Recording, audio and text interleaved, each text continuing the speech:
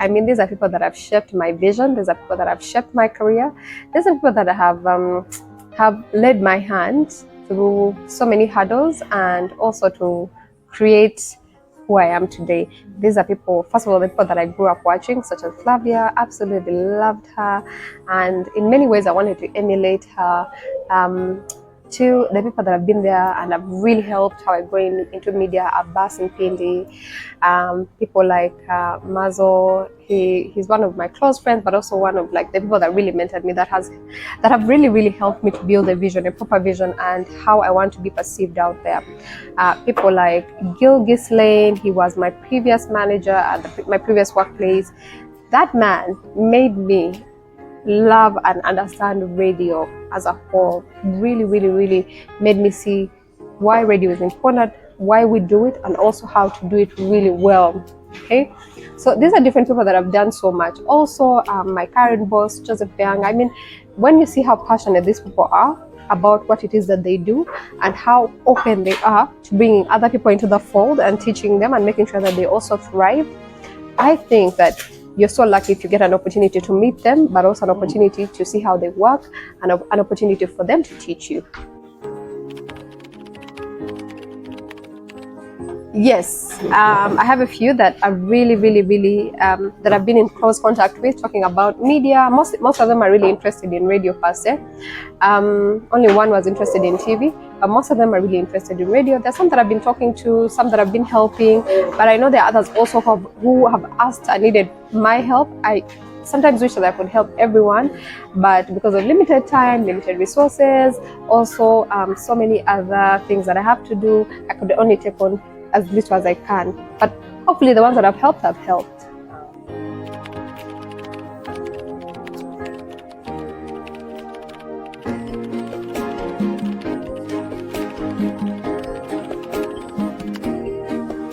Challenges that we've faced, as I have faced, and also I'm sure many other women have faced in the media industry, is number one, like I said earlier on, the misconception that things are easier for you or that they will be easy for you. That has never been the case, and it will never be for so many other women. You have to work. You have to do a lot of work. You have to put in twice as much effort to do the work, okay? The other challenge that I would say I've experienced, and I know other women have experienced, is being stereotyped. Women in media are heavily stereotyped. We are different. We are women from different walks of life. We have different skill sets. We have different stories and journeys. But when people hear that you so and so work at this place, you are a journalist, you are a woman in media, you in fact an on-air personality, there's an immediate perception that is drawn, immediate, and it draws to things like, oh, you are getting it easy, oh, you're just a beautiful face on on radio or TV, oh, you must have gotten your way there by someone just getting you there because either they liked you or they have a sexual relationship with you. Those stereotypes heavily influence how society as a whole sees women in media, but also how other young people see women in media. Okay, and I love the fact that so many women are continuing to change that narrative and are continuing to show the realistic side of media. So being stereotyped is something that is so sad, but it happens to a lot of women.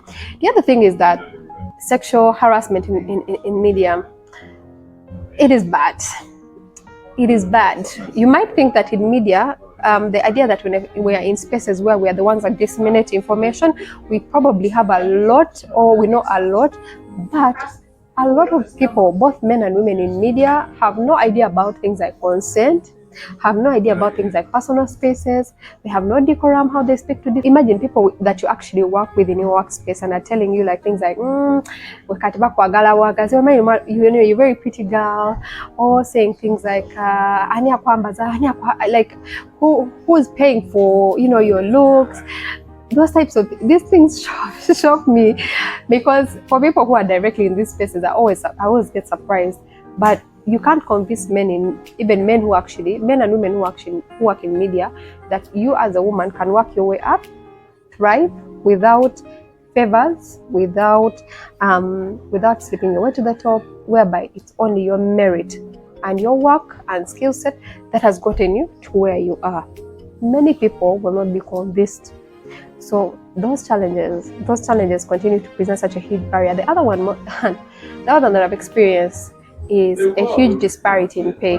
I have been in places where I have worked with men, and we probably do the same exact job, but there's a difference in how we are treated when it comes to pay, when it comes to allowances, when it comes to even being given time off from work, or basically generally some sort of consideration. Okay, it is believed that men are more responsible, men have more responsibilities out there, they have families. So even if you're doing the exact same job, your employer will have no shame in saying that, but for you, who are you taking care of? This money you're just going to eat it by yourself. So when you walk into a room where you're negotiating your pay, if you're lucky to meet someone who will not look at those things, you'll meet some arrogant people who will immediately say, but Koli Mukazi, you're a woman. And that's sort of to underpay you or undercut you. And it's just a sad situation. It is something that I continue to experience throughout, and we can only hope that it can get better. I'm glad that many women speak up about it.